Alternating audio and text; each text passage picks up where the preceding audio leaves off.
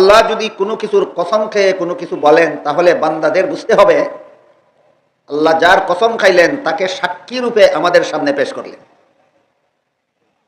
তাহলে মানুষের জীবনের সময় সীমার কসম খেয়ে আল্লাহ আমাদেরকে বলতে চান, তোমাদের অতীতে যে সমস্ত মানুষ দুনিয়াতে এসেছিল তাদের জীবনের সময় সীমাটা আমি যে কথা বলতেছি সেই কথার সাক্ষী। আল্লাহ কসম খেয়ে যে কথাটা সামনে বলবেন এই কথার সাক্ষী হিসাবে অতীতে যারা দুনিয়াতে এসেছিল এবং বিদায় হয়ে গেছে তাদের আসা যাওয়ার সময় সীমাটাকে সাক্ষী ধার্য করেছে। আমার কথার প্রমাণ যদি তোমরা পাইতে চাও, অতীতের মানুষের জীবন ইতিহাসে তার সাক্ষী পাবে। এই কথাটা বোঝাবার জন্য আল্লাহ আসরের কসমকে এই সূরা শুরু করেছেন। এই জন্য আল্লাহ সূরার নাম রেখেছেন সূরাতুল আসর। এবার আমরা বোঝার চেষ্টা করি মানুষের জীবনের সময় সীমার কসম খেয়ে আল্লাহ আমাদেরকে কি বলতে চান। আল্লাহ বলেন, ইন্নাল ইনসানা লাফি খুসরিন ইল্লাল্লাযীনা আমানু ওয়া আমিলুস সালিহাত। এর অর্থ হলো সারা দুনিয়ার সমস্ত মানুষই ক্ষতিগ্রস্ত। শুধুমাত্র চারটা কাজ যারা দুনিয়ার জীবনে করবে তারা ক্ষতিগ্রস্ত নয়, তারা লাভবান। দুনিয়ার জীবনে যারা চারটা কাজ করবে এরা লাভবান। এই চার কাজ করেওয়ালা মানুষের সংখ্যা খুব কম, আর এই চার কাজ যারা করে না এদের সংখ্যাই বেশি। এই জন্য আল্লাহ বলেন সমস্ত মানুষ ক্ষতিগ্রস্ত, শুধু চার কাজের অধিকারীরা ক্ষতিগ্রস্ত নয়। চার কাজ কি কি বুঝার আগে আমাদের বুঝে নেওয়া দরকার এখানে আল্লাহ লাভ, জীবনের লাভ আর জীবনের ক্ষতি বলতে কি বুঝালেন। যে মানুষের জীবনে চারটা কাজ করবে তাদের জীবন হবে লাভবান। যে সমস্ত মানুষের জীবনে চার কাজ করবে না তাদের জীবনটাই হবে ক্ষতিগ্রস্ত। এখানে আল্লাহ লাভ ক্ষতি বলতে কি বুঝালেন? লাভ ক্ষতি তো ব্যবসায়ের বেলায় হয়। কোনো মানুষ অল্প মূল্যে জিনিস কিনে বেশি মূল্যে বিক্রি করে, অতিরিক্ত মূল্যটা তার লাভ হয়। এই হলো লাভে আমরা যা লাভ চিনি। কোনো মানুষ যদি অল্প মূল্যে জিনিস কিনে আর বেশি মূল্যে বিক্রি করে তাহলে অতিরিক্ত মূল্যটা তার কি হয়? লাভ। বুঝলাম না নিসাব? বেশি মূল্যটা কি তা তার লাভ। আল্লাহ এখানে বললেন অধিকাংশ মানুষ ক্ষতিগ্রস্ত, শুধুমাত্র অল্প সংখ্যক কিছু মানুষ লাভবান। এখানে আল্লাহ ক্ষতি লাভ বলতে কি বুঝালেন? এখানে আল্লাহ ক্ষতি আর লাভ বলতে বুঝালেন যেমন ভাবে দুনিয়ার ব্যবসায়ের মধ্যে বেচা কিনা আছে, বেশি মূল্যে বেচতে পারলে লাভ হয় আর কম মূল্যে বেচলে ক্ষতি হয়, ঠিক তেমনি ভাবে দুনিয়াতে আল্লাহ পাক রব্বুল আলামিন প্রতিটি মানুষকে একটা পুঁজি দিয়া পাঠান। এই পুঁজিটার নাম হইল তার জীবন। দুনিয়াতে আল্লাহ মানুষকে একটা বেচা কিনার জন্য পাঠান এবং বেচা কিনার পুঁজিটা আল্লাহ নিজেই দিয়া দেন। আমার দেওয়া পুঁজি নিয়ে তোমরা দুনিয়া নামের বাজারে যাও এবং একটা জিনিস কিনে আসো। আমার পুঁজিটা ফুরাবার আগে আগে যদি যেই জিনিসটা কেনার জন্য তোমাদেরকে দুনিয়াতে পাঠালাম ওইটা যদি কিনে নিতে পারো তাহলে পুঁজি যাবে সীমিত আর মুনাফা আসবে অসীম। এদেরকে আল্লাহ বলেছেন এদের জীবন লাভবান। আর যাদেরকে আমি আল্লাহর দেওয়া পুঁজিটা ফুরিয়ে গেল কিন্তু যেই জিনিসটা কেনার জন্য তাকে দুনিয়াতে পাঠালাম ওইটা কিনতে পারলো না, এই মানুষটাকে আল্লাহ বলেছেন তার জীবনটা ক্ষতিগ্রস্ত। এখানে আমাদের মনে রাখা দরকার আল্লাহ পুঁজি হিসাবে আমাদেরকে কি দিয়ে দুনিয়াতে পাঠালেন? আমার জীবনের সময়সীমা। আমাকে যদি 50 বছরের জন্য দুনিয়াতে আল্লাহ পাঠিয়ে থাকেন, এই 50 বছরটা আমার একটা পুঁজি। আমাকে যদি আল্লাহ 80 বছরের হায়াত দিয়ে পাঠিয়ে থাকেন, 80 বছরের সময়টা আমার একটা ব্যবসায়ের পুঁজি। আমাকে যদি আল্লাহ 100 বছরের হায়াত দিয়ে পাঠিয়ে থাকেন, আমার 100 বছরের জীবনটা হলো আমার একটা জিনিস খরিদের পুঁজি। তাইলে আমাদেরকে আল্লাহ দুনিয়াতে যে একটা পুঁজি দিয়া পাঠাইছেন এটা চিনলাম। পুঁজিটা কি? আমাদের সীমিত জীবন। বলেন পুঁজিটা কি? সীমিত জীবন। এবার আমরা বোঝার চেষ্টা করি কোন জিনিসটা কেনার জন্য আল্লাহ এই পুঁজিটা দিয়ে আমাদেরকে দুনিয়াতে পাঠালেন। সেই মর্মে আল্লাহ পাক রব্বুল আলামিন অন্য আয়াতে বলেন, ইন্নাল্লাহা আশতারা মিনাল মুমিনিনা আনফুসাহুম ওয়া আমওয়ালাহুম বিআন্না লাহুমুল জান্নাহ। মর্ম হলো তোমার সীমিত জীবন পুঁজি ফুরাবার আগে আগে তুমি আমার জান্নাত কিনে নিবে, এই ব্যবসার জন্য তোমাকে দুনিয়াতে পাঠাইছি। মানুষকে আল্লাহ দুনিয়াতে পাঠাইছেন একটা ব্যবসায়ের জন্য, পুঁজি দিয়া দিয়েছেন সীমিত একটা জীবন। এটা ফুরাবার আগে আগে যদি আমি আল্লাহর জান্নাতের কাস্টমার হতে পারি, এটা ফুরাবার আগে আগে যদি আমি আল্লাহর জান্নাত কিনে নিতে পারি, তাহলে এই বেচা কিনায় হব আমি লাভবান। এখানে দুনিয়ার বেচা কিনার লাভের মতো লাভ নয়। এখানের লাভ ক্ষতির হিসাব হলো আল্লাহর দেওয়া পুঁজিটা তুমি চাইলেও ফুরাইয়া যাবে, না চাইলেও ফুরাইয়া যাবে। যাকে 50 বৎসরের জীবন দিয়া পাঠাইলেন, 50 বৎসর পূর্ণ হলে তার পুঁজি শেষ। যাকে 100 বৎসরের জীবন দিয়া পাঠাইলেন, 100 বৎসর ফুরাইলে তার পুঁজি শেষ। কাজেই আল্লাহর দেওয়া পুঁজিটা আমি চাইলেও ফুরাইবে, না চাইলেও ফুরাইবে। কিন্তু এটা ফুরাবার আগে আগে আল্লাহ যে জান্নাত কেনার জন্য আমাকে দুনিয়াতে পাঠাইছেন, আমি যদি সেই জান্নাতটা কিনে নিতে পারি, পুঁজিটা যে শেষ হইল, জীবনটা যে শেষ হইল, এটা কি অসীম জীবন ছিল না সীমিত জীবন? সীমিত জীবন। আর যে জান্নাতটা আমি কিনে নিলাম, সেই জান্নাতের জীবনটা কি হবে সীমিত না অসীম? কাজেই যার সীমিত জীবন ফুরিয়ে গেল, এর বিনিময়ে অসীম জীবনের জান্নাতের খরিদ্দার হতে পারলো, আল্লাহ বলেন এরাই লাভবান। বিষয়টা আপনাদেরকে বুঝাইতে পারলাম? সীমিত একটা জীবনের পুঁজি দিয়া আল্লাহ আমাদের প্রত্যেককে দুনিয়াতে পাঠান। ফুরাবার আগে আগে আমার জান্নাতের খরিদ্দার হতে হবে। যে পুঁজিটা দিয়া পাঠাইছেন এটা সীমিত, আর যে জান্নাতের খরিদ্দার হব আমি, সেই জান্নাতি জীবনটা হবে আমার অসীম। সুতরাং যার সীমিত জীবন ফুরাইল, পুঁজি ফুরাইল, কিন্তু যে জান্নাতি জীবন লাভ করলো সেটা কোনোদিন ফুরাবে না, সেটা হলে হবে চিরস্থায়ী। এই ধরনের জীবন পুঁজির বিনিময়ে জান্নাতের খরিদ্দার যারা হতে পারে, আল্লাহ বলেন এরা জান্নাত কিনার বেচা কিনায় লাভবান। জান্নাত কিনার বেচা কিনায় লাভবান। আর যাদের জীবন পুঁজিটাও ফুরাইয়া গেল, জান্নাতের খরিদ্দারও হইতে পারে। পুঁজি থাকবে না ইচ্ছায় অনিচ্ছায় এক সময় ফুরাইয়া যাবে? পুঁজি ফুরাইয়া যাবে, তুমি জান্নাত কিনো আর না কিনো। এই জীবন পুঁজি দিয়া আল্লাহ তোমাকে দুনিয়াতে পাঠাইছেন জান্নাত কিনার জন্য। তুমি কিনলেও পুঁজিটা ফুরাইবে, না কিনলেও ফুরাইবে। তুমি যদি সীমিত জীবনের ভিতরে যদি জান্নাতটা না কিনো, তোমার পুঁজি ফুরাইয়া যাবে। কিন্তু পুঁজি, সীমিত পুঁজি গেল, লাভ মোটেও তুমি পাইলে না, জান্নাতি জীবনের নাম মাত্র তুমি পাইলে না। আল্লাহ বলেন তুমি হলে দুনিয়াতে সবচেয়ে বড় ক্ষতিগ্রস্ত। এমর্মে মুফাসসিরিন কেরাম তাফসীরের কিতাবে লিখেছেন, কতজন মানুষের কাছে আল্লাহ জান্নাতের কতটা বাড়ি বিক্রি করার জন্য তৈরি করে রেখেছেন। জবাব হলো আল্লাহ যতটা মানুষ সৃষ্টি করেছেন ততটা বাড়ি আল্লাহ জান্নাতে রেডি করে রেখেছেন। যতগুলি মানুষ বানাইছেন জান্নাতে ততগুলি বাড়ি বানাইছেন। এমন একটা মানুষ আল্লাহ বানাইছেন না যার জন্য জান্নাতে কোনো বাড়ি বানাইছেন না। ফেরাউন নামের একটা মানুষ বানাইছেন, তার জন্যও জান্নাতে একটা বাড়ি বানাইছেন। নমরুদ নামের একটা মানুষ বানাইছেন, তার জন্যও জান্নাতে একটা বাড়ি বানাইছেন। আবু জাহাল নামে একটা মানুষ বানাইছেন, তার জন্যও জান্নাতে একটা বাড়ি বানাইছেন। কিন্তু বানাইয়া ঘোষণা দিছেন প্রতিটি মানুষের জন্য আমি জান্নাতে একটি করে বাড়ি নির্মাণ করেছি, বিনামূল্যে বিতরণ করার জন্য নয়, আমার কাছ থেকে কিনে নিতে হবে।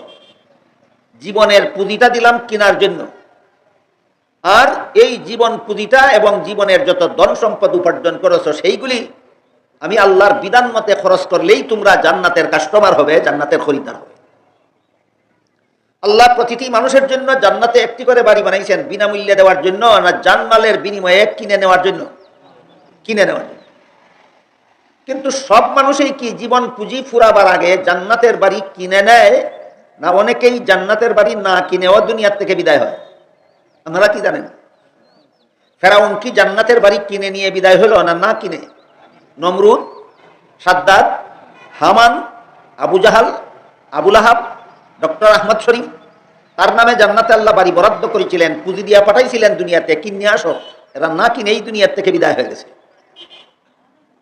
এদের জীবন লাভবান না ক্ষতিগ্রস্ত?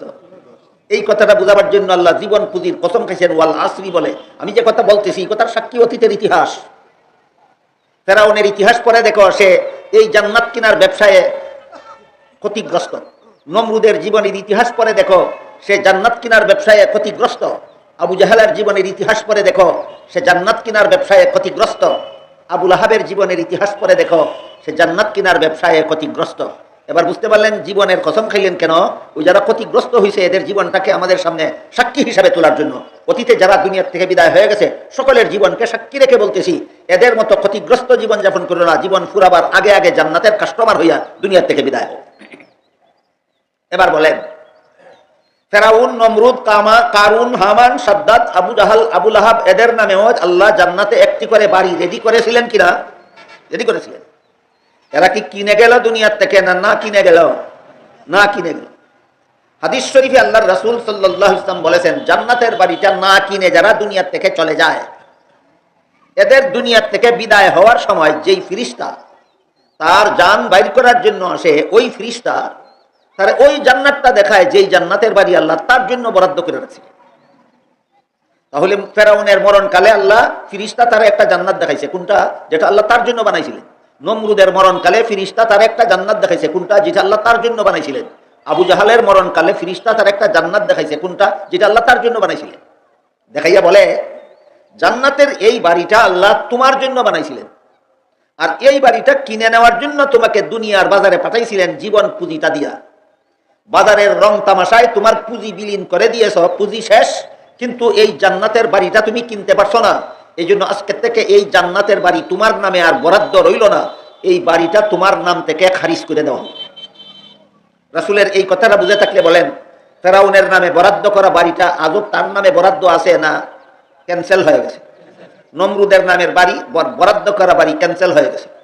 আবু জাহালের নামে বরাদ্দ করা জান্নাতের বাড়ি ক্যান্সেল হয়ে গেছে। আবু লাহাবের নামে জান্নাতের বরাদ্দ করা বাড়ি ক্যান্সেল হয়ে গেছে। ওই বাড়িগুলি, এগুলিতে তো ফেরাউনের বাড়িতে তো আর ফেরাউন কোনোদিন যেতে পারবে না। নমরুদের নামে বরাদ্দ করা যেই বাড়ি ছিল সেখানে তো সে আর কোনোদিন যেতে পারবে না। আবু জাহালের নামে যে বাড়ি বরাদ্দ ছিল সেখানে তো সে আর কোনোদিন যেতে পারবে না। তাহলে তাদের যে বাড়িগুলি অবসর হইল জান্নাতে, সেই বাড়িগুলি শেষ পর্যন্ত কি হবে? এই প্রশ্নের জবাব দিয়ে আল্লাহ কোরআনে বলেন, উলাইকা হুমুল ওয়ারিসুন, হে মুমিন মুসলমানেরা, তোমরা যদি তোমাদের নামে জান্নাতের বরাদ্দ করা বাড়িটা কিনে নাও মরণের আগে আগে, তাহলে যারা মরণের আগে আগে তাদের নামের বরাদ্দ করা জান্নাতের বাড়ি কিনলো না, তাদের বাড়িটাও আমি তোমাদেরকে দিয়ে দিব বোনাস। ফেরাউনের জান্নাতের বাড়ি আপনারা বোনাস পাবেন, নমরুদের জান্নাতের বাড়ি আপনারা বোনাস পাবেন। নিজেরটা কিনলে না না কিনলে? দোকানও কোনো জিনিস কিনলে নি একটা ফাউ দেয় না না কিনলে? ও আপনাদের বাড়িটা যদি কিনে নেন, যারা কিনলো না তাদের বাড়ি আল্লাহ ঘোষণা দিয়েছেন আপনাদেরকে বোনাস দিয়ে দিবেন। বোনাসটা পরে নেওয়ার চিন্তা করি, আগে নিজের বাড়িটা কেনার চিন্তা তো করা দরকার। কারণ আমার নামে জান্নাতে যে বাড়ি বরাদ্দ আছে, আমি কিনলে আমি ওদের বাড়ি বোনাস পাবো।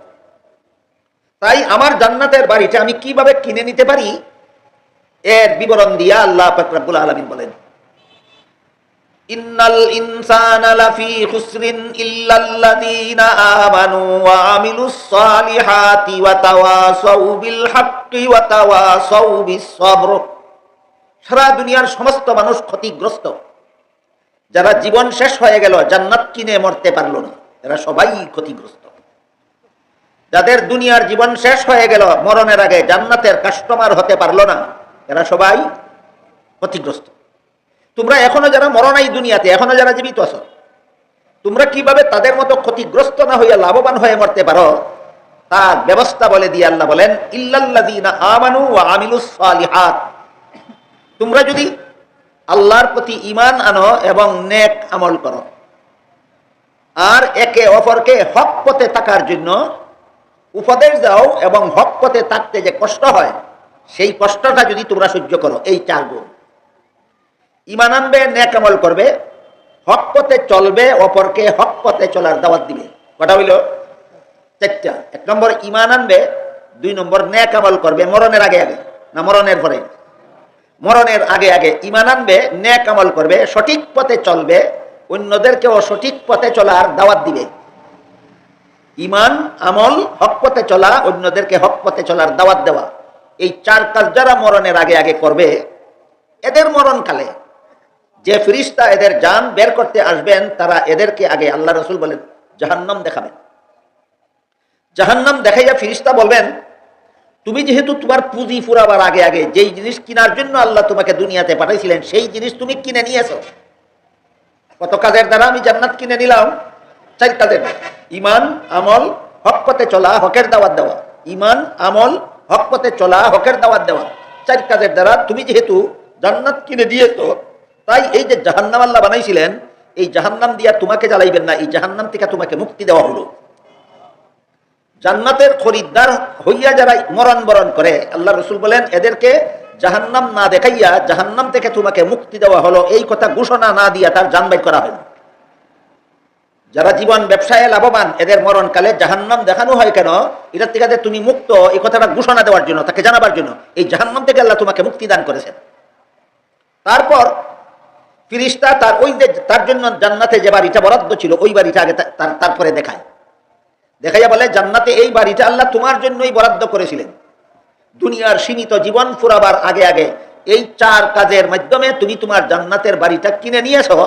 আজকে তোমার দুনিয়ার জীবন শেষ, তাই আল্লাহ আমাকে পাঠাইছেন তোমাকে তোমার খরিদা জান্নাতের বাড়ির পথে নিয়ে যাওয়ার জন্য।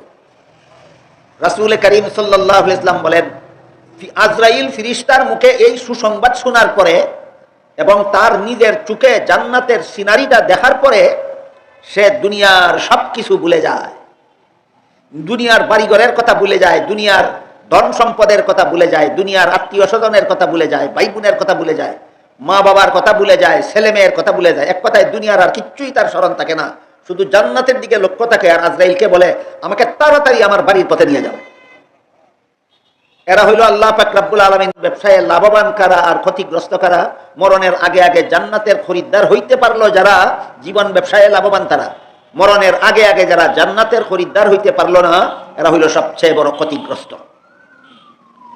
লাভবান হওয়ার জন্য আল্লাহ যে 4 কাজের তালিকা দিয়েছেন, এর মধ্যে প্রথম কাজ হইল ঈমান আনতে হবে। ঈমান 1 নম্বর কাজ হইল ঈমান আনা, 2 নম্বর কাজ হইল নেক আমল করা, আমল ভালো করা, 3 নম্বর কাজ হইল হক পথে চলা। হক পথে চলার জন্য কিছু কষ্ট আছে, এগুলি সহ্য করতে হয়। হক পথে চলার কষ্ট সহ্য করার 3টা পদ্ধতি আছে। একটা হইল আল্লাহর ইবাদত বন্দেগী করতে যে সামান্য কষ্ট হয় এটা সহ্য করতে হবে। 2 নম্বর গুনাহ থেকে বিরত থাকার জন্য যে কষ্ট হয় ওই কষ্টটা সহ্য করতে হবে। 3 নম্বর হলো দুনিয়ার জীবনযাপনে যে বিপদ আপদ আসে এই বিপদ আপদের কষ্ট সহ্য করতে হবে। 3 প্রকারের কষ্ট সহ্য করতে হয় হক পথে চলার জন্য। দুনিয়াতে হক পথে চলার জন্য কত রকমের কষ্ট সহ্য করতে হয়? 3 রকমের কষ্ট সহ্য করতে হয়। একটা ইবাদত বন্দেগী করার কষ্ট, একটা গুনার কাজ না করার কষ্ট, আর একটা দুনিয়ার বিপদ আপদের কষ্ট। মনে থাকবে চিরজীবন। এই 3 প্রকারের কষ্ট সহ্য করে যারা হক পথে অটল থাকে, ইল্লাল্লাযীনা আমানু ওয়া আমিলুস সালিহাতি ওয়া তাওয়াসাউ বিল হক, হক পথে চলবে, অপরকে হক পথের উপদেশ দিবে। ওয়া তাওয়াসাউ বিস সবর, হক পথে চলার জন্য যে 3 প্রকারের কষ্ট করতে হয় ওই 3 প্রকার কষ্ট করতে রাজি হবে। আমি আপনাদের জিজ্ঞাসা করি, যদি আমার কথাগুলি বুঝে থাকে, আমি জান্নাতের খরিদ্দার হওয়ার জন্য আল্লাহ 4টা কাজের দায়িত্ব দিয়েছেন। 1 নম্বর আমি ঈমান আনবো, 2 নম্বরে আমি নেক আমল করব, 3 নম্বরে আমি হক পথে অটল থাকার কষ্ট সহ্য করব। কতভাবে? 3 ভাবে। একটা হলো ইবাদত করার কষ্ট, আরেকটা হলো গুনার কাজ না করার কষ্ট, আরেকটা হলো দুনিয়ার বিপদ আপদের কষ্ট। এরপরেও যদি কোনো মুসলমান 5 বেলা নামাজটা পড়তে যে পরিমাণ কষ্ট হয় এই কষ্টটা যদি সহ্য করতে রাজি না থাকে, রমজান মাসে রোজা রাখতে যে পরিমাণ কষ্ট হয় এইটুকু কষ্ট সহ্য করতে যে মুসলমান রাজি না থাকে, সুদ ঘুষ না খাইয়া থাকতে যে পরিমাণ কষ্ট হয় এইটুকু কষ্ট যদি স্বীকার করতে কোনো মুসলমান রাজি না থাকে, দুনিয়ার অভাব অনটন অসুখ বেসুখের কারণে যত সামান্য কষ্ট হয় এইটুকু কষ্ট সহ্য করতে যদি কোনো মুসলমান রাজি না থাকে, তাহলে সে লাভবানের পথে আছে না ক্ষতিগ্রস্তদের পথে আছে? তাহলে আমার সারাদিন সারা রাত কোরআনের তাফসীর শুননা লাভটা হইল কি? কোরআনে তো আল্লাহ এই কথাই বুঝাইলেন, তুমি ঈমান আনো, নেক আমল করো, হক পথে থাকার জন্য ইবাদত করার কষ্ট স্বীকার করো, হক পথে থাকার জন্য গুনাহ ছাড়ার কষ্ট স্বীকার করো, হক পথে থাকার জন্য সংসারের বিপদ আপদের কষ্ট স্বীকার করো। এটা হইল লাভের জীবন গড়ার 3 নম্বর দায়িত্ব। 1 নম্বর দায়িত্ব ঈমান আনা, 2 নম্বর দায়িত্ব নেক আমল করা, 3 নম্বর দায়িত্ব হক পথে থাকার জন্য 3 রকমের কষ্ট সহ্য করা। হক পথে থাকার জন্য কত রকমের কষ্ট? 3 রকমের কষ্ট সহ্য করা। একটা ইবাদত করার কষ্ট, একটা গুনাহ না করার কষ্ট, আর একটা দুনিয়ার জীবনযাপনে বিপদ আপদের কষ্ট, অভাব অনটনের কষ্ট, বেমার আজারের কষ্ট। 3 রকমের কষ্ট সহ্য করা, এটা হইল লাভবান জীবনকে লাভবান করার 3 নম্বর কর্মসূচি। বলেন তো 1 নম্বরটা কি? ঈমান আনা। 2 নম্বরটা কি? নেক আমল করা। 3 নম্বরটা কি? কোনো কষ্ট সহ্য না করা, না 3 ধরনের কষ্ট সহ্য করা। হ্যাঁ, মানে জান্নাতের খরিদ্দার হয়ে যাবেন। এই 5 বেলা নামাজে হাজির হইতে যে পরিমাণ কষ্ট হয় এটাও স্বীকার করবেন না। জান্নাতকে আল্লাহ মাগনা দিবার লাগি বানাইছে। আল্লাহ বানাইছে জান্নাত তোমার কাছে বিক্রি করার জন্য, এর বিনিময়ে আমার কাছে কিনে নাও। আপনি জান্নাতের খরিদ্দার হয়ে যাবেন। রমজান মাসে সারাদিন খানাফিনা না করে থাকার কষ্ট স্বীকার করবেন না। জান্নাত আল্লাহ আপনাকে ফ্রি দিবার জন্য বানাইছে না, এই কষ্টের বিনিময়ে দিবার জন্য বানাইছে। এইগুলি যদি আমরা বুঝে স্মরণ রাখি এবং এগুলি যদি জীবনে বাস্তবায়ন করার চেষ্টায় লেগে যাই, যে ইবাদত করার সকল কষ্ট আমি সহ্য করে নেব, গুনাহ না করার সকল কষ্ট আমি সহ্য করে নেব, দুনিয়ার সকল বিপদ আপদের কষ্ট আমি জান্নাতের আশায় সহ্য করে নেব, তখনই আমি জান্নাতের খরিদ্দার হতে পারব। এই কথাগুলি যদি ভুলে যাই, ইবাদতের কষ্ট স্বীকার করতে যদি না চাই, গুনার পথ ছাড়ার কষ্ট স্বীকার করতে যদি রাজি না হই, সংসারের বিপদ আপদের কষ্ট যদি সহ্য করতে আমি ঘাবড়াইয়া যাই, তাহলে জান্নাতের খরিদ্দার হওয়ার আশা আমার বৃথা হবে। তফসির মাহফিলের আয়োজন করা, তফসির করা, তফসির শোনা, তফসির বুঝা সবকিছু বিফল যাবে। এই সবগুলি সফল করার একমাত্র ব্যবস্থা হলো, আল্লাহ বলেন 4টা কাজ তোমরা করো, তোমাদের জীবন সফল হয়ে যাবে, আমি আল্লাহর তৈরি করা জান্নাত তোমাদের কাছে বিক্রি করে দেব। এবার একটু দয়া করে বলেন তো, 4 কাজের প্রথম কাজ কি? ঈমান। অথচ বর্তমান সমাজের বহু মুসলমানে জানেই না যে আমার জীবন ব্যবসায় লাভবান হওয়ার জন্য আমার প্রথম কাজ যে ঈমান। ঈমান কাকে বলে তাই জানে না। বলেন তো, টাকা চিনে না যেই লোকে, এই লোকে টাকা হেফাজত করতে পারবে? কাগজের টুকরা মনে করে ফেলে দিবে। স্বর্ণ চিনে না যেই লোকে, এই লোকে স্বর্ণকে ফিতল মনে করে ফেলে দিবে। ঈমান কারে কয়? যে চিনে না সে আবার ঈমানদার থাকবে কিভাবে? কোনো মতে ঈমানদার থাকতে পারবে না। আমি যদি জাহান্নামী না হয়ে পরকালের জীবনে জান্নাতি হতে চাই, আমি যদি জীবন ব্যবসায় ক্ষতিগ্রস্ত না হয়ে লাভবান হতে চাই, তাহলে যে 4 কাজ আমার করতে হবে, এর মধ্যে প্রথম কাজ হলো আমার ঈমান আমাকে হেফাজত করতে হবে। আমার ঈমান আমার হেফাজত করতে হবে। আমি যদি জানি না ঈমান কারে হয়, হেফাজত করবো কিভাবে? এই জন্য সমস্ত মুসলমানদের পরিষ্কারভাবে জানা থাকা দরকার ঈমান কোন জিনিসের নাম। এই প্রশ্নের বিভিন্ন জবাব আছে। কোন জবাব আছে অনেক লম্বা, আপনাদের বুঝতে বুঝতে আর আমার বুঝাইতে বুঝাইতে 2-3 ঘন্টা লাগবে। কোন জবাব আছে মাঝারি ধরনের, বুঝতে বুঝাইতে কমপক্ষে 1 ঘন্টা লাগবে। কোন জবাব আছে একেবারে শর্টকাট, 1 মিনিটে বুঝাইয়া দেব। এবার বলেন কোনটা বুঝতে চান? ঈমান কারে কয়? এই প্রশ্নের লম্বা জবাব আছে, মাঝারি জবাব আছে, শর্টকাট জবাব আছে। লম্বাটা বুঝতে 3 ঘন্টা লাগবে, মাঝারিটা বুঝতে 1 ঘন্টা লাগবে, শর্টকাট জবাব 1 মিনিটে বুঝবেন। কোনটা চান? এই শর্টকাটটা বুঝুন। পবিত্র কোরআনের শুরু থেকে শেষ পর্যন্ত আল্লাহ যত কথা বলেছেন সঠিক বলেছেন, বিশ্বাস করার নাম ঈমান। পবিত্র কোরআনের শুরু থেকে শেষ পর্যন্ত আল্লাহ যত কথা বলেছেন, কিছু কথা বেঠিক বলেছেন না সব কথা সঠিক বলেছেন, বিশ্বাস করার নাম। কখনটা লাগলো বুঝতে? 1 মিনিট, 1 মিনিটও লাগে নাই। এর থেকে এইটা সবার জন্য বোঝা সহজ। সর্বস্তরের মুসলমানের জন্য ঈমানের এই শর্ট ডেফিনেশন, ঈমানের এই সংক্ষিপ্ত পরিচয় সব মুসলমানের জন্য বোঝা সহজ। পবিত্র কোরআনের শুরু থেকে শেষ পর্যন্ত আল্লাহ যত কথা বলেছেন সবগুলি সঠিক বলেছেন, বিশ্বাস করার নাম ঈমান। কোন আল্লাহর কোন কোরআনের কোন কথার ব্যাপারে যদি কারো কোনো আপত্তি থাকে, এই কথাটা সঠিক হয়নি, ওই কথাটা বেঠিক হয়েছে, এই কথাটা ঠিক না বেঠিক সন্দেহ আছে, এই রুগে যারা ধরছে, কাঠরে উই ফুকায় ধরলে যেমন কাঠের অস্তিত্ব থাকে না, কোরআনের কোন কথায় সন্দেহের রুগে যাদের অন্তরে ধরে, এদের অন্তরে ঈমানের অস্তিত্ব থাকে না।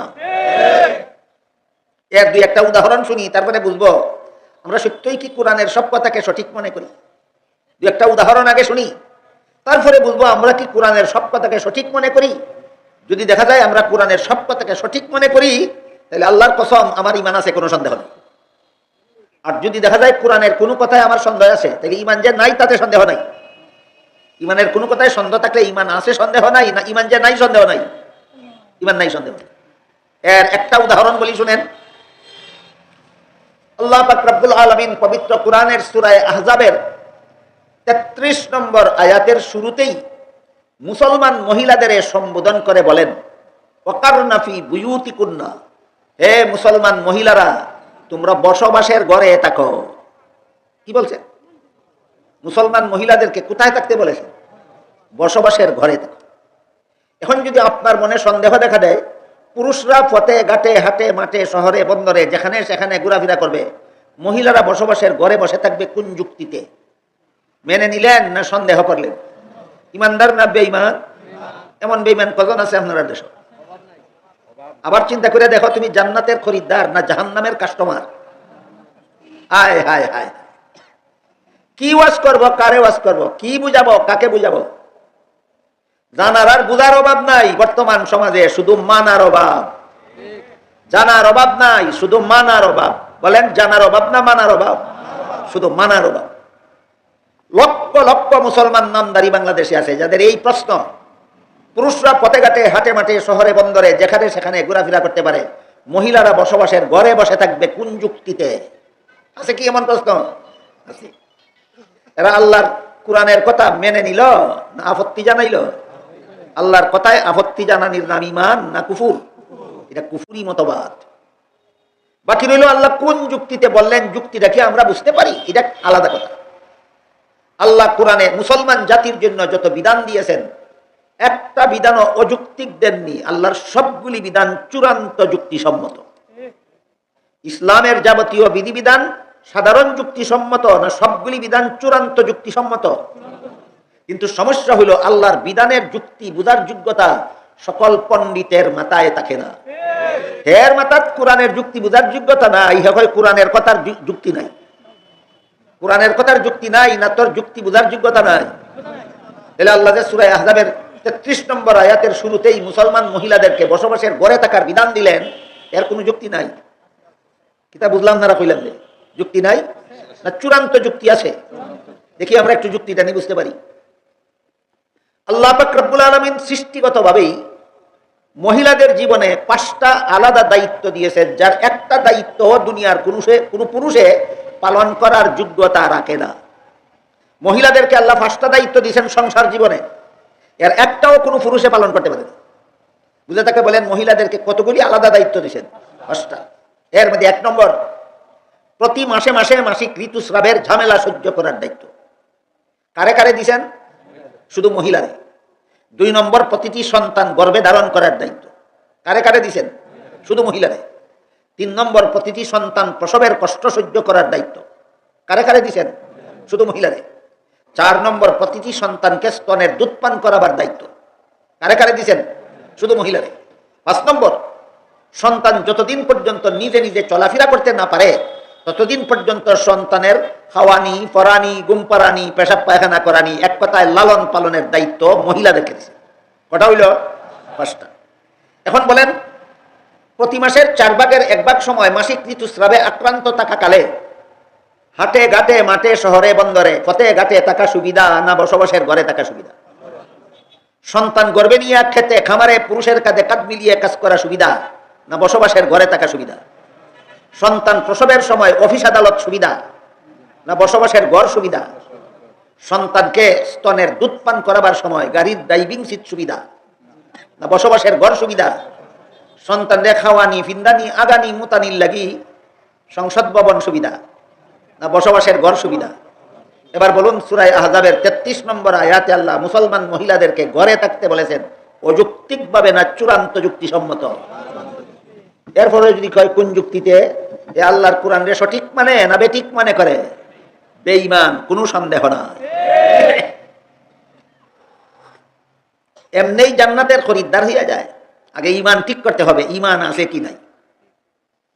বাংলাদেশে এইরকম লক্ষ লক্ষ দাবিদার মুসলমান আছে যারা কোরআনের অনেকগুলি আয়াতের বিরুদ্ধে আপত্তি আছে তাদের, অথচ নিজেদেরকে ঈমানদার মনে করে। দুঃখাবাস, এরা খেয়ালি ফুলাও খায়, নিজেদেরকে ঈমানদার মনে করে, মানে খেয়ালি ফুলাও খায়। খেয়ালি ফুলাও চিনুন নি সাবাহ? খেয়ালি ফুলাও এক কবি লেখছে একটা কবিতা, লেখছে দুলুবালির কুরমা পোলাও আর যে কাদার পিঠে মিশামিশি খেয়ে সবাই বলে বেজায় মিঠে। ছোটবেলায় একটা বাংলা সাহিত্য বইয়ে পড়ছিলাম।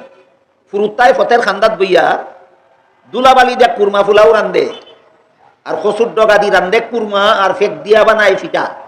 তা করুন নি আপনারা কেন? বানাইয়া হাসই খায় না খাওয়ার ভঙ্গি করে? খাওয়ার ভঙ্গি করেই হয়, বড় মজা। এটা কি মুখের মজা না মনের মজা? এই বাচ্চারা যেমন ভাবে কুরমা ফুলাও খায়, মুখের মজা না মনের মজা মারে, ঠিক তেমনি ভাবে কোরআনের বিধানের বিরুদ্ধে যাদের আপত্তি আছে এরা নিজেদেরকে ইমানদার মনে করে, মুখের মজা মারে। এরা মুখেও ইমানদার নয়। যারা কোরআনের কোন কথার বিরুদ্ধে যাদের আপত্তি আছে এরা নির্ভেজাল বেঈমান। গেল সূরা আহজাবের 33 নম্বর আয়াতের প্রথম অংশের ব্যাপার। এবার আসেন 2 নম্বর অংশ। দ্বিতীয় অংশে আল্লাহ বলেন, ওয়ালা তাবাররাজনা তাবাররুজাল জাহিলিয়াতিল উলা। কোন মুসলমান মহিলা বেপর্দা অবস্থায় ঘর থেকে বের হতে পারে না। যে মহিলা বেপর্দা হইয়া ঘর থেকে বের হয়, আল্লাহ সূরা আহজাবের 33 নম্বর আয়াতের দ্বিতীয় অংশে বলেন, এই সমস্ত মহিলা সাধারণ অসভ্য নয়, প্রাচীন যুগের অসভ্য বর্ব। বেপর্দা হইয়া যেসব মহিলা ঘর থেকে বাইর হয়, আল্লাহ এদেরকে অসভ্য বর্বর বলেছেন। কোন সূরার কত নম্বর আয়াতে? আহজাবের 33 নম্বর আয়াতে। যেসব মহিলা বেপর্দা হইয়া ঘর থেকে বার হয়, আল্লাহ বলেন তুই অসভ্য বর্বর। অযৌক্তিক বেপর্দা মহিলাদেরকে আল্লাহ অসভ্য বর্বর বলেছেন। অযৌক্তিক, আল্লাহ অযৌক্তিক কোন কথা বলেন? তাহলে এই কথার যুক্তি কি? বেপর্দা হইয়া বেরলে অসভ্য বর্বর কোন যুক্তিতে হয়? এবার এটা একটু বোঝার চেষ্টা করি। অন্য আয়াতে আল্লাহ বলেছেন আয-যানিয়াতু ওয়াজ-যানি ফাজলিদু কুল্লা ওয়াহিদিন মিনহুমা মিআতা জালদা। জিনাকারিনী নারী আর জিনাকার পুরুষ যদি অবিবাহিত হয় তাহলে 100 বেত্রাঘাত করো। সরকারের প্রতি আল্লাহর নির্দেশ, কোনো আলেমের প্রতি নয়, কোনো মুফতির প্রতি নয়, জনগণের প্রতি নয়, একমাত্র সরকারের প্রতি আল্লাহর নির্দেশ। জিনাকারিনী নারী অথবা জিনাকার পুরুষ যদি অবিবাহিত হয় 100 বেত্রাঘাত করো। কে করবে বেত্রাঘাত? সরকার। যেই দেশের সরকার জিনাকারদেরকে 100 বেত্রাঘাত করে না, এই দেশে যত হাজার যত লক্ষ নারী পুরুষে জিনা করবে, সবগুলি জিনাকার পরকালে যে পরিমাণ শাস্তি ভোগ করবে, যেই সরকারে আল্লাহর বিধান প্রয়োগ করলো না, একা সেই সরকারকে লক্ষ জিনাকারের শাস্তি পরকালে ভোগ করতে হবে। বুটের সময় আইলে ওই সরকার গঠন করিয়া গদি দখল করিয়া বই থাকা, দিল্লির লাড্ডু না কিন্যা গিল্লা লাইলেই খালাস, আর কোনো হিসাব নিকাশ নাই। দিল্লির লাড্ডু তো কিন্যা গিল্লা লাইলেই খালাস, আর কোনো হিসাব নিকাশ লাগে না। বাংলাদেশ যে কোনো দেশের সরকারি গদিটা দিল্লির লাড্ডুর মতো না, যে দখল করি লাইলেই খালাস। হাদিস শরীফে রাসূল করিম সাল্লাল্লাহু আলাইহি ওয়াসাল্লাম বলেন, আলা কুল্লুকুম রাইন ওয়া কুল্লুকুম মাসউলুন আন রাইয়াতিহি ফাল আমিরুল্লাযী আলান নাসি রাইন ফাহুয়া মাসউলুন আনহুম। দেশের সরকার, দেশ সমস্ত দেশবাসীর ব্যাপারে আল্লাহর কাছে জবাব দিতে হবে। দেশবাসী জিনাকার হইল কেন? তুমি বেত্রাঘাত না করার কারণে। দেশবাসী চুর হইল কেন? তুমি হাত না কাটার কারণে। দেশবাসী খুনি হইল কেন? তুমি খুনিদেরকে ফাঁসি না দেওয়ার কারণে। এই কারণে খুনিদেরকে ফাঁসি না দেওয়ার কারণে দেশে যত খুনি যত খুন করবে, জিনাকারকে বেত্রাঘাত না করার কারণে দেশে যত বদমাশ চরিত্রহীন তৈরি হবে, চুরের হাত না কাটার কারণে যে দেশে যত লক্ষ চুর তৈরি হবে, সবগুলি চুর, সবগুলি জিনাকার, সবগুলি বদমাশ, সবগুলি অপরাধী যে পরিমাণ শাস্তি ভোগ করবে কিয়ামতের দিন, একা সরকারকে সেই পরিমাণ শাস্তি ভোগ করতে হবে। নির্বাচন একটা আইলো আর বুটো দাঁড়াইলাম, আমরা ফেললা বুট দিলা আর আমি গদি ফাইলাইলাম, খালাস না, পরে হিসাব নিকাশ আছে, হিসাব নিকাশ। বুঝা থাকলে এবার বলেন জিনাকারকে বেত্রাঘাত করো, এটা আল্লাহর বিধান কিনা? আল্লাহর বিধান। কিন্তু বিধানটা বলতে গিয়ে আল্লাহ বলেন আয-যানিয়াতু ওয়াজ-যানি, জিনাকারিনী নারীকেও 100 বেত্রাঘাত করো, জিনাকার পুরুষকেও 100 বেত্রাঘাত করো। আয়াতের ব্যাখ্যায় লেখা আছে তাফসীরের কিতাবে, পুরুষও জিনাকার, নারীও জিনাকার। কিন্তু বেত্রাঘাতের বেলা আল্লাহ নারীর নাম আগে বললেন কেন? আয-যানিয়াতু আগে বলেছেন, এটার নাম জিনাকার নারী, ওয়াজ-যানি এটার নামও জিনাকার, কিন্তু এর জিনাকার পুরুষ। বুঝা থাকলে বলুন জিনাকার পুরুষের কথা আল্লাহ আগে বলেছেন না জিনাকার নারীর কথা আগে বলেছেন? কারণ হইল নারী যতক্ষণ পর্যন্ত ঘর থেকে বেপর্দা হয়ে বের হয় না, ততক্ষণ পর্যন্ত কোন পুরুষ জিনার সুযোগই পায় না। তাহলে জিনার বিচারের 1 নম্বর আসামি সব নারী না, বেপর্দা নারী। জিনার বিচারের 1 নম্বর আসামি, আগে ইটারে বেত লাগাও। 2 নম্বর আসামি পুরুষ, পরে ইটারে বেত লাগাও। তাইলে মহিলাদেরকে আল্লাহ বসবাসের ঘরে থাকতে বলার সাথে সাথে বলেছেন, কোন দরকারে যদি ঘর থেকে বাইরে হও, বেপর্দা হইয়া বাইরিলে তুমি অসভ্য বর্বর। কেন বললেন? তোমার কারণে এই সমাজে যত ইফতিজিং আর জিনা বেবিচার আর দর্শন হয়। বেপর্দা নারী, যে সমস্ত নারীরা ঘর থেকে বেপর্দা হয়ে বের হয়, এদের কারণেই সমাজে ইফতিজিং হয়, এদের কারণেই সমাজে জিনা বেবিচার হয়, এদের কারণেই সমাজে নারী দর্শন হয়। সুতরাং বেপর্দা হয়ে যে সমস্ত মহিলা ঘর থেকে বের হয়, সূরা আহজাবের 33 নম্বর আয়াতের 2য় অংশে আল্লাহ এদেরকে অসভ্য বর্বর বলেছেন। অযৌক্তিক না চূড়ান্ত যুক্তিসম্মত। পণ্ডিতের ঘরের পণ্ডিত খালি যুক্তি তুকায়, কোন যুক্তিতে কোন যুক্তিতে কোন যুক্তিতে? আল্লাহর বিধানের বিরুদ্ধে যারা যুক্তি তুকায়, এরা এই সমস্ত যুক্তি তুকানেওয়ালার গুরু ঠাকুর হইল ইবলিস। আল্লাহর বিধানের বিরুদ্ধে যারা যুক্তি তুকায়, এই সমস্ত যুক্তি তুকাওয়ালার গুরু ঠাকুরের নাম ইবলিস। ইবলিসকে যখন আল্লাহ বলেছিলেন আদমকে সেজদা দিয়ে সম্মান করো, ইবলিস বলছিল কোন যুক্তিতে? মনে আসেনি? কোন যুক্তিতে? একটা কথার কারণে আল্লাহ পাক রব্বুল আলামিন ইবলিসকে 4টা পুরস্কার দিয়েছেন। পুরস্কারগুলি একটু মনোযোগে শুনুন, তারপরে ফয়সালা করবেন আপনারা এগুলি পুরস্কার না তিরস্কার। ইবলিস আল্লাহর হুকুমের বিরুদ্ধে যুক্তি খোঁজার কারণে আল্লাহ তারে 4টা পুরস্কার দিয়েছেন। 1 নম্বর পুরস্কার, এই ঘটনার আগে ইবলিস 80,000 বছর আল্লাহর ইবাদত করেছিল। কতদিন? এই যুক্তি দেওয়ার কারণে ৮০,০০০ বছরের ইবাদত ক্যান্সেল, একটা পুরস্কার। ২ নম্বর, ৮০,০০০ বছর ইবাদত করার পরে আল্লাহ ইবলিসকে সারা দুনিয়ার রাজত্ব দান করেছিলেন, সাথে সাথে রাজত্ব ছিনাইয়া নিলেন, ২ নম্বর পুরস্কার। কোন দেশের রাজা ছিল ইবলিস? সারা দুনিয়ার। একটা যুক্তির কারণে সারা দুনিয়ার সমস্ত রাজত্ব ছিনাইয়া নেওয়া হলো। আমাদের দেশের জনগণ আজও পর্যন্ত বুঝে না যে গদি পাওয়ার পিছনেই তাকে গদি ছিনাইয়া নেওয়ার লাঞ্ছনা। ফুলের মালা গলার দিয়া বোয়ানি আর জুতার মালা গলার দিয়া লামানি, 2 খাম হইয়া আপনার আর কোনো খাম নাই। যারা ফুলের মালা গলাত লইয়া বয় এরা ইয়াত টাকা দরকার, জুতার মালা দিয়া লামানি খান বাকি, এরা ইয়াত টাকা দরকার, কিতা বাকি? ফুলের মালা গলার দিয়া বইছ, এখন শুধু আর এখন বাকি তোমার জুতার মালা লইয়া লামতায়। তো ইবলিসকে আল্লাহ পাক রব্বুল আলামিন এই অভিশাপের জুতার মালা দিয়া পৃথিবীর শাসন ক্ষমতা থেকে বহিষ্কার করলেন, 2 নম্বর পুরস্কার। 3 নম্বর, ইবলিসকে আল্লাহ জান্নাতে বসবাস করার ফ্যাসিলিটি দান করেছিলেন। আল্লাহ বলেন উখরুজ মিনহা, জান্নাত থেকে বের হও, 3 নম্বর পুরস্কার। 4 নম্বর পুরস্কারের ঘোষণা দিয়ে আল্লাহ বলেন ফাইন্নাকা রাজিম, তুই চিরকালের জন্য আল্লাহর দরবার থেকে বিতাড়িত। কটা? 4টা পুরস্কার। কিয়ামত পর্যন্ত যারা আল্লাহর বিধানের বিরুদ্ধে যুক্তি দিবে এই 4 পুরস্কার সকলের নসিবে থাকবে। কিয়ামত পর্যন্ত যারা আল্লাহর বিধানের বিরুদ্ধে যুক্তি দিবে 4 পুরস্কার অবধারিত থাকবে। বুঝা থাকে বলেন কোরআনে আল্লাহ যত কথা বলেছেন, কোন কথার বিরুদ্ধে যুক্তি দেওয়ার নাম ঈমান না সব কথাকে সঠিক বিশ্বাস করার নাম ঈমান? এইটা হলো জীবন ব্যবসায় লাভবান হওয়ার প্রথম কর্মসূচি। 2 নম্বর কর্মসূচি হলো নেক আমল। 3 নম্বর কর্মসূচি হলো হক পথে চলা। কত রকমের কষ্ট সহ্য করতে হয় হক পথে চলতে? 3 রকম। 3 নম্বর কর্মসূচি হলো হক পথে চলা। 4 নম্বর কর্মসূচি হলো অন্যকে হক পথে চলার দাওয়াত দেওয়া। অন্যকে হক পথে চলার দাওয়াত দেওয়ার ব্যবস্থাই এই আজকের এই সম্মেলন। এই সম্মেলন আর কোনো কাজের নয়, শুধু সমাজের সমস্ত মানুষকে হক পথে চলার দায়িত্ব দেওয়ার জন্য। তাইলে আল্লাহ পাক রব্বুল আলামিন সূরাতুল আসরের মধ্যে আসরের কসম খেয়ে, আমাদের জীবন পুঁজির কসম খেয়ে যে বললেন সমস্ত মানুষ ক্ষতিগ্রস্ত, শুধুমাত্র 4 কর্মসূচি পালনকারীরা ক্ষতিগ্রস্ত নয়। 4 কাজের প্রথম কাজ আমার ঈমান হেফাজত করব, 2 নম্বর কাজ আমি নেক আমল করব, 3 নম্বর কাজ আমি হক পথে জীবনযাপন করব, 4 নম্বর কাজ অপরকে হক পথে চলার দাওয়াত দিব। আল্লাহ বলেন তুমি ক্ষতিগ্রস্ত না, তুমি লাভবান। তুমি দুনিয়ার ক্ষণস্থায়ী জীবন ফুরাবার সাথে সাথে তোমাকে চিরস্থায়ী জান্নাতে পৌঁছে দেওয়া হবে। আল্লাহ আপনাদের আমাদের সবাইকে এই দুনিয়ার জীবন পুঁজিতে ক্ষতিগ্রস্ত না হয়ে লাভবান হওয়ার সৌভাগ্য দান করুন। সবাই বলুন আমিন।